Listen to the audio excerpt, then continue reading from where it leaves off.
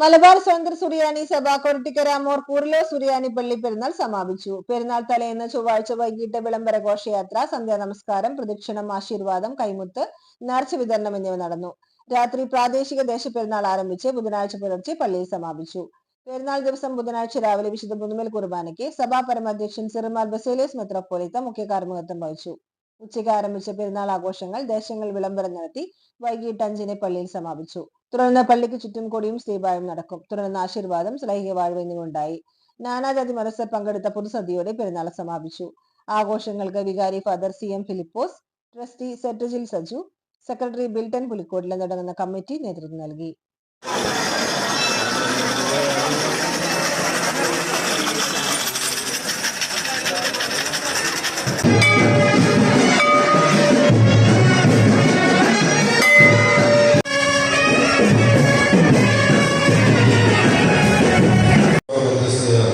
നിങ്ങളെയും നിങ്ങളുടെ കുടുംബങ്ങളെ എല്ലാവരെയും അനുഗ്രഹിച്ച് നേതൃത്വം നൽകുന്നവരെയും സഹായം നൽകുന്നവരെയും എല്ലാവരെയും സുഹൃത്തുക്കളെയും പരിസരത്ത് അനുഗ്രഹിച്ച് ആശ്രയിക്കുന്നവരാണ്.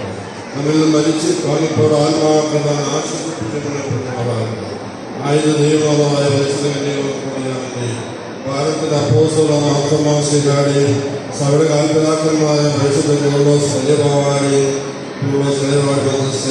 സുഹൃത്തുക്കളെ എല്ലാവരെയും കഴിഞ്ഞ് അനുഗ്രഹിക്കുന്നതാണ്.